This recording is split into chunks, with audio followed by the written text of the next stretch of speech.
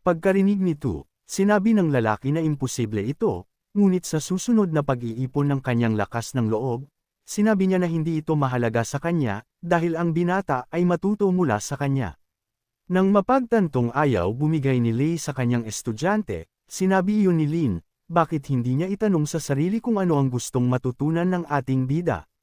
Kaya nagsimula na silang magtalo, at napag-usapan ni Lei kung ano ang gusto niyang itanong sa binata upang matiyak na makapasok ito sa bahay.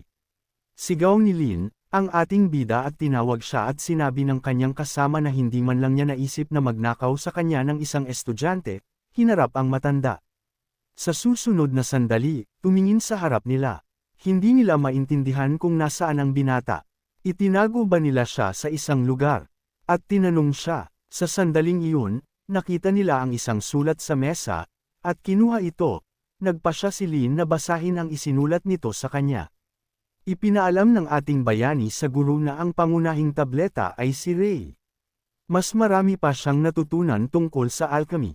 Kailangan niyang isagawa ang intensyon ng sword na natanggap niya mula sa kanya. Kailangan niyang sabihin sa elder na pumili siya ng ibang landas para maging immortal. Wala siyang panahon para matutunan ang Art of the Sword, at humingi siya ng paumanhin sa pamamagitan ng pagpirma sa sulat bilang masamang estudyante ng bukayang. Pagkatapos tingnan ang mga table tasks na nasa harapan nila, iniulat ni Lin na talagang gumawa ang binata ng mga table tasks na 100% ang kalidad. Sabi ni Lei, sobrang talino ng binata, bakit ayaw niyang matuto ng Art of the Sword?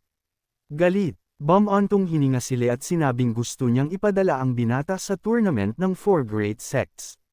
Ang ating bida, sa oras na ito, na tumitingin sa libro, naisip na wala pang oras upang pumunta at piliin ang teknik na kanyang napanalunan sa pagsusulit.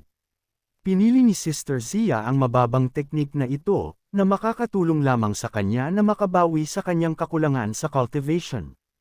Naisip niya, sa pagkakaroon ng master na ito teknik, magagawa niyang magbigay ng attributes at i-convert ang mga ito sa panloob na enerhiya sa tulong ng cultivation. Kaya mapapalaki niya ang kanyang level. Habang ang ating bida ay patungo sa kanyang layunin, naisip niya na hindi siya malinaw sa isang bagay, kung saan nagpunta si Sister Zia, dahil isang libro lang ang naiwan nito sa kanya. Napakaraming alalahanin sa intersect. Kinailangan na muling pumunta sa mga bundok at sumipsip ng higit pang mga katangian upang makapasok sa susunod na antas, pumatay sa mga bundok. Sa pagtingin sa paru-paro na kanyang pinutol sa isang galaw, naunawaan ng binata na ang intensyon ng Stone Sword at kung ano ang natanggap niya mula kay Sister Zia ay sa panimula ay magkaiba. Hindi ka panipaniwala kung paano maaabot ng sword intent na ito ang ganoong level. Napaisip ang binata na nakatingin sa paru-paro na nasa kamay niya. Ang intensyon na ito ay nakatulong sa kanya na makapasok sa mga bagong level at maabot ang yugto ng pagkolekta kay Kai na pumasok sa landas ng mga immortal. Gusto niyang tawagin ang layuning ito na unang layunin ng sword. Pagkatapos ng lahat, pagdating niya sa kabundukan ng Killian, nasa ika-6 na level na siya ng comprehension ng Kai. Kung makakamit niya ang Chi Gathering, kailangan niyang lumalim. Sa sandaling ito, dalawang magkapatid na babae ay lumilipat din ng mas malalim sa kagubatan, at ang isa ay bumaling kay Zhao na nagtatanong kung sigurado siya na hindi siya nagkakamali. Walang daan sa unahan. Ang batang babae na naglalakad sa likuran niya ay nagsabi sa kanyang kapatid na ito ay kakaiba, at huling pagkakataon na natagpuan niya ang mga labi sa isang kuweba sa malapit. Ngunit sa pangangatwiran, itinaas ng dalaga na hinahabol siya noon ng isang halimaw kaya hindi niya naalala ang eksaktong lugar. Pumunta siya dito kasama ang kanyang kapatid na babae upang mahanap ang tamang paraan. Tiyak na mayroong isang bagay na mahalaga doon, sabi ng batang babae, at ang kapatid na babae ay nag-alok na tumingin muli sa paligid kung hindi nila ito mahanap, kung gayon hindi mahalaga.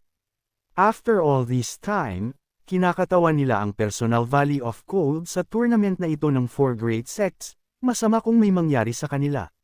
Sa sandaling iyon, napansin nila ang isang kuweba sa malapit, papalapit sa kuweba, at ang kapatid na babae ay nagulat na ito ay huling beses na nakakita siya ng isang bagay dito, ngunit siya ay natakot na may isang halimaw sa loob, at hindi ng ahas na pumasok.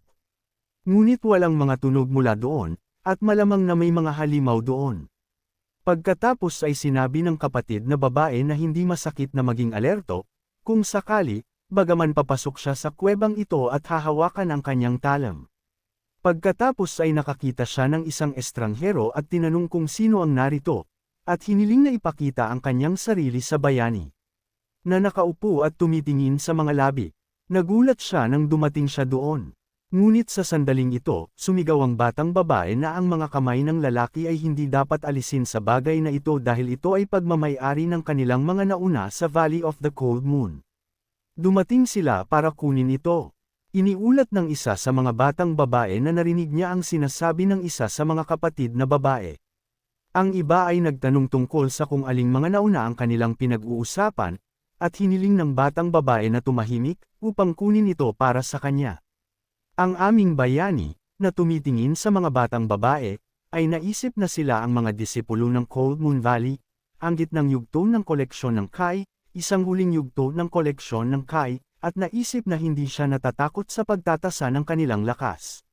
Matapos marinig ang tungkol sa bagay ng mga nauna sa kanya, naisip ng binata na malamang, may hindi makakatalo sa halimaw sa kuwebang ito, at ngayon ay bumalik na siya na may dalang mga reinforcements.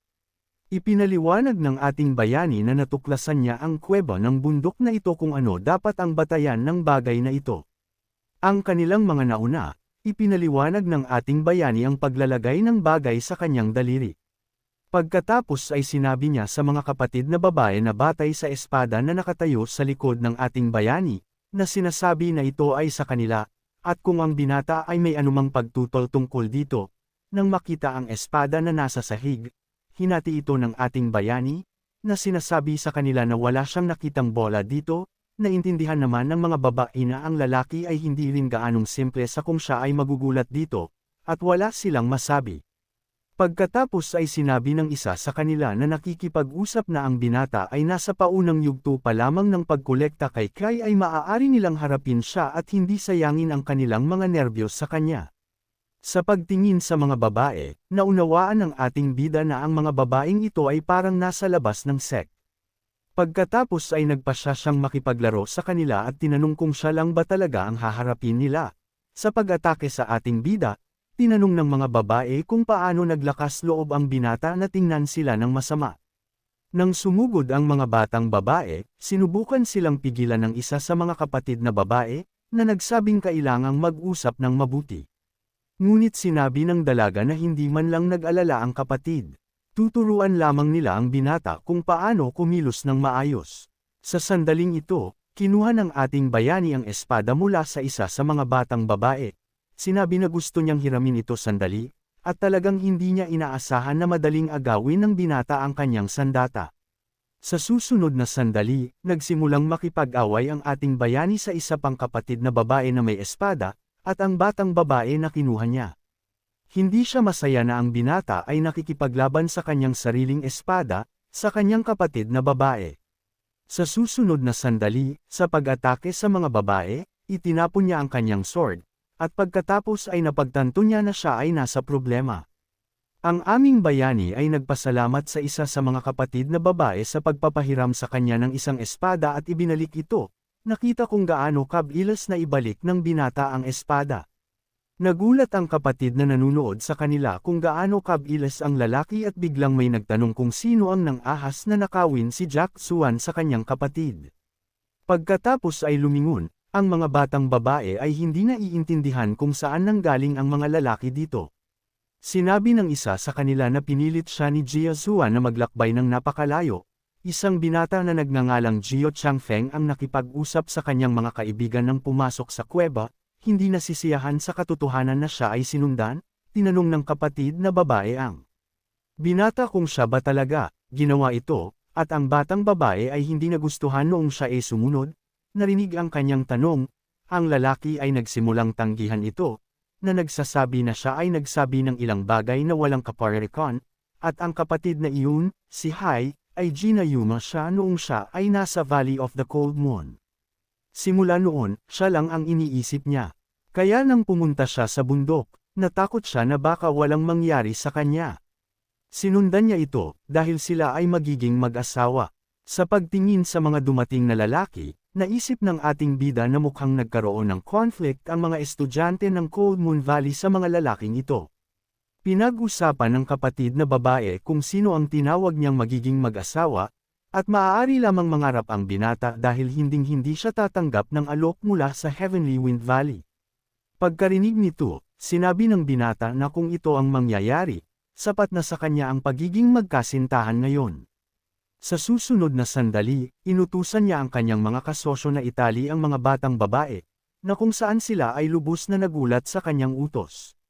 Sa sandaling ito, nagpa siya ang aming bayani na sumali sa larong ito, na sinasabi na dapat itigil ng lahat ang magkapatid at ang mga bagong dating na lalaki ay nagulat sa kung sino ang nakapagpigil sa kanila. Then our hero asked what the guys are to. Sinasabi na kung hindi nila alam, pagkatapos ay kailangan nilang pumila. Una, pinag-uusapan ng binata ang kailangan ng ating bida. Pagkatapos ay ipinaliwanag niya na kailangan niya ang parehong bagay sa kanila. Pinayuhan ni Xiang na mag-fuck off. Wala siyang panahon para makipag-usap sa kanila. Sa sandaling ito, ang mga lalaki, nang marinig ang aming bayani, ay nagsimulang tumawa ng malakas, na sinasabi na ang binata ay nagpatawa sa kanila ng labis. Bumaling kay Xiang, tinanong niya kung napakaraming kalungkutan para sa isang mahinang mas mababang ranggo, at kung paano siya nang ahas na sabihin sa kanya ang ganoong bagay. Master Zuo, naisip din ng mga babae na baka nabaliw ang bata. Mas mabilis man siya sa kanila, kitang-kita ang pagkakaiba ng lakas. Hindi niya kayang tumayo sa laban na ito. Akala nila nakatingin sa kanya na nakatayo sa likod pero ang wala lang tiwala nung guy. Matapos tingnan ng ating bayani, naisip ng batang babae na sa ngayon, may mga labanan na nangyayari sa isang round, at tulad ng sinasabi nila, ang mga digmaan ay natutunan sa mga labanan. At naisip niya na hindi masama ang ating bida. Wala siyang espesyal na kasanayan, ngunit nagpasya siya na posible na makita kung paano ipapakita ng binata ang kanyang sarili. Nang makitang nakatingin ito sa kanya, nahihiya ang dalaga. Iniulat ni Shu na wala rin silang oras, at sinabihan ang lalaki na umalis dito, at pagkatapos ay ililibre niya siya.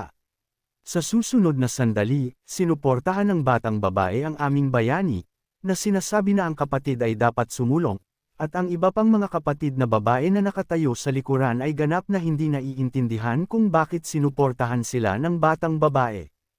Tinanong ni Hai si Zhao tungkol sa katotohanang pamilyar talaga ang kapatid niya sa lalaking ito. Iniulat ng batang babae na wala siyang ideya kung sino siya, ngunit ang kaaway ng kanyang kaaway ay ang kanyang kaibigan. Ito ay isang katotohanan. Pagkatapos ay sinabi ni Zuo na kung mahal niya ang babaeng ito, maaari siyang manatili. Paliwanag ng ating bida, walang katuturan ang binata. Siya ay handa na upang labanan ang susunod na sandali, commanding ang pag-atake pasulong. Pinag-uusapan ni Zuo ang tungkol sa paghawak ng kanyang mga kasosyo sa lalaki at pakikitungo sa batang babae na nakatayo sa kanyang harapan. Ang aming bayani, nang makita na siya ay inaatake, ay nagsabi na hindi niya kilala ang alinman sa mga batang babae na ito. Sa sandaling iyon, nagpa siya ang mga batang babae na ayusin ang mga bagay ng mas mahigpit at patalasin ang kanilang mga espada, dahil alam nila na nagpa siya si Zuo Feng na harapin sila. Pagkatapos ay tumakbo papunta sa babae, iniulat ni Zuo na hindi siya magmadali, bumaling kay Sister Jia Zuan, na sinasabi na kailangan upang masiyahan sa larong ito. Iniulat ng batang babae na inakala niya na ang aplikasyon ng kasal ay nagmula sa isang marangal na pamilya, ngunit hindi, isipin na ang mga disipulo ng Heavenly Winds Valley ay responsable para dito. Mabuti na lang at hindi siya nagmamadaling magbigay ng pahintulot, kung saan ipinaalam ng binata kay Jack Shiwan kapatid na hindi makakatulong sa kanya ang kanyang mga pakulo. Pagkatapos ng lahat, nakagawa na siya ng isang hakbang, at ang mga salita nito ay hindi siya mapa-address. Ang batang babae, na nakatingin sa mga mata ng kanyang kalaban, ay nagsabi na dahil ito ang kaso, posible na makalimutan ang tungkol sa mga kasiyahan. Kung tutuusin, galing siya sa Cold Moon, na nasa top 4 nanograms faction, hindi dahil kinukuha niya ang halaga. Sa sandaling iyon, ginamit niya ang kanyang kapangyarihan ng yelo at nagsimulang mag-freeze ang sahig. Sa sandaling iyon, napagtanto niya na may mali. Tumingin si Zuo sa kanya, nagtanong, ano ang nangyari sa kanya kaugnay ng sitwasyong ito. Makatuwiran bang gamitin ang Ice River sa 10 direksyon?